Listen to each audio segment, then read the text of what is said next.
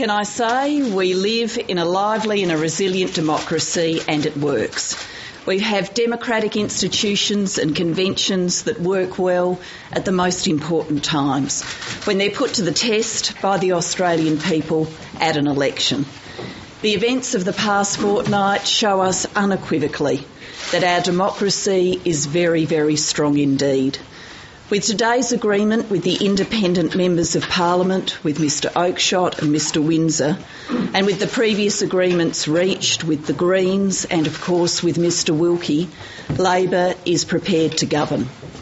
Labor is prepared to deliver stable, effective and secure government for the next 3 years.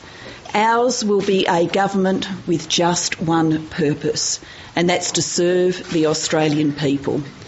The election 2 weeks ago was the closest in modern memory.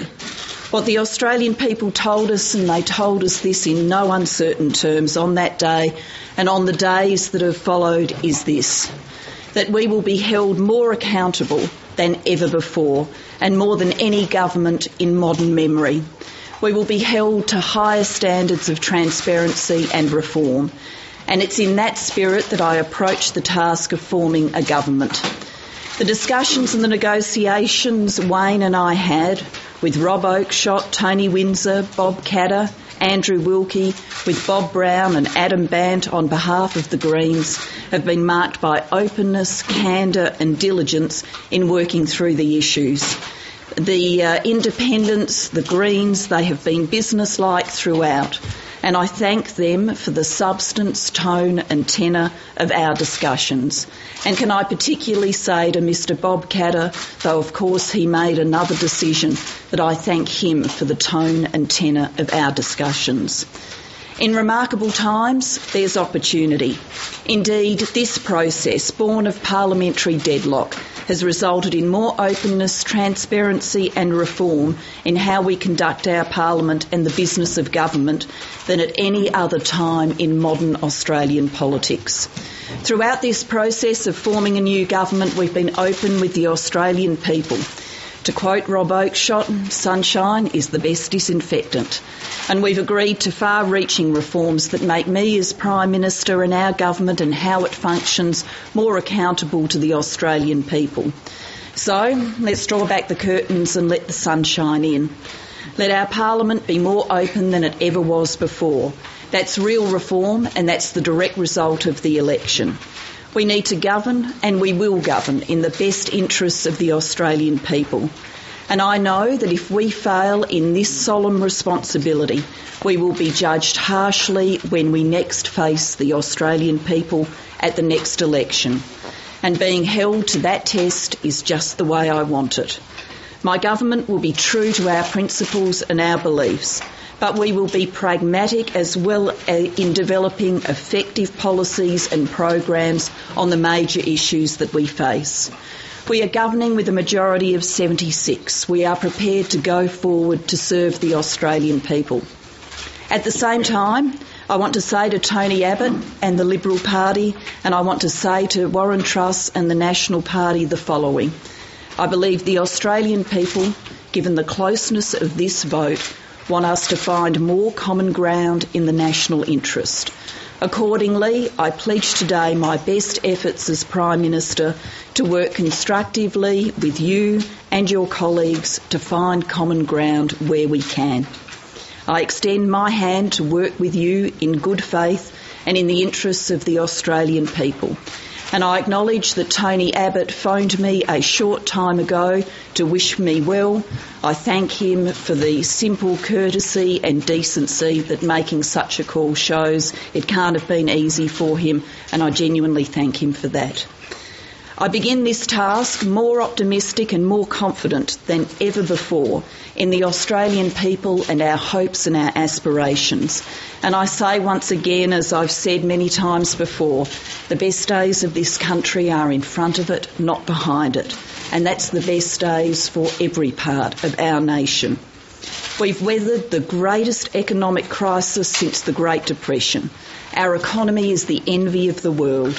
We have an opportunity to improve health services, invest in education, build the national broadband network, make progress on global warming and the environment, deepen our security relationship with our allies, be a leader in this region and build Australia's enduring prosperity and well-being. I will work tirelessly to do what we said we would do, and that is, of course, to forge a new paradigm of modern government in this country, to deliver for regional Australia, recognising that in our nation one size does not fit all, to redeem the hope you have placed in me and Labor, and to be faithful to the trust that has been extended to us. So, in that spirit, I say thank you. I will always be working for the future, for this nation's future, and I pledge that from me to the Australian people. I understand, of course, that there will be interest in the arrangements that we have reached today with Mr Oakeshott and Mr Windsor. They came and they asked us for fairness for regional Australia, and we were happy to work through with them to achieve that fairness. So today I confirm that the next round of health and hospitals funding will be focused and dedicated to regional Australia. So will the next round of funding from the Education Investment Fund. We will make sure that regional Australia gets its fair share of our upgrade of primary care facilities from which doctors work, of our Critical Skills Investment Fund, of our new reward payments for schools and our new funding for local school control. We will also ensure that the national broadband network offers the benefit of uniform wholesale prices to end the difficulties with telecommunications and difference in price for regional Australia. And we will ensure that priority is given to regional Australia as the NBN is built. We will also dedicate $800 million to a priority regional infrastructure program, and we will ensure that $573 million of the Regional Infrastructure Fund works with the regional development authorities around the country to respond to local needs.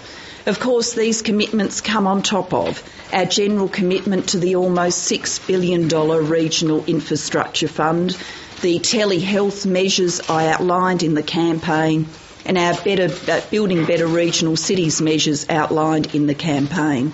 In total, this means for regional Australia they can look forward to benefits in the order of $9.9 billion, but that's a fair share. It's been worked through with Mr Oakeshott and Mr Windsor, and I thank them for working through that with me and, of course, with Wayne Swan. Can I conclude by saying now, with this matter resolved, I intend today to meet with the Governor-General and to present to her the agreements which indicate that I have the support of 76 votes in the House of Representatives. I will then move through to create the new government. I want this to be a time where we are focused on securing the future of our country for all Australians. This is a fantastic place, a place of opportunity, of freedom, of hopes fulfilled. It's truly a country where you can achieve your great dreams. I've always believed that, and everything about this process has reaffirmed that belief in me. Thank you very much. Prime Minister, did you yes, Phil. Rob Oakeshott a ministry and or the position of Speaker? I've certainly spoken to Mr Oakeshott as to whether he would be interested in serving in an executive capacity. He is considering that. Obviously, that's an unusual arrangement. He's also a man with a very young family and a new baby on the way, so he will consider that. What job did you offer him? Look, I've said to him that if he wanted to serve to help drive these reforms for regional Australia, that I would be open to that discussion. He needs to consider that. Ms Gillard, you have just avoided becoming what I think would be the shortest-serving Labor Prime Minister in the nation's history. I could be wrong about that. But what will, now that you've got a second chance, how will you be different from your approach previously? And what changes in mindset does your party need to make about the way it approaches being the party of government? Well, on a historic day, thank you for that optimism and confidence for the future. And on an historic day, let me just say about that optimism and confidence in the future, I said to you during the election campaign, and I've said to you in the days since. Certainly I've learned some lessons, and I believe the government's learned some lessons from the 3 years that have been. I also believe that the Australian people have sent us a message in this election campaign. I've heard that message. I believe the Parliament's heard that message. And what they are asking us to do is not to become waylaid in partisan bickering, but to build for the future. And that's exactly what I've outlined to you today. And I thank the independents in these discussions and the Greens Party for also sitting down to work through how we can, with optimism and confidence, build for that future. And I would extend that as well to Bob Katter. Even though he came to a different decision, he took a very diligent and thoughtful approach. Andrew. Pardon me for being parochial, but there does seem to be some remarkable similarities with the royalties for regions agreement that was reached between the Nationals and the Liberal Party in WA. How can you deliver $10 billion if the mining tax is to be reviewed? Well, look, I'll turn to Wayne Swan for that, but can I just say, when you look at all of the figuring here, you will see, of course, that we are referring to in part, to the $6 billion of money that will flow for infrastructure, $2 billion of it for Western Australia from the Minerals Resource Rent Tax, but you will see that the arrangements here are for around $500 million of that money to be specifically able to be allocated with the advice and assistance of regional development authorities. But I'll also turn to Wayne. I'll just make the point, and I'm losing my voice, that the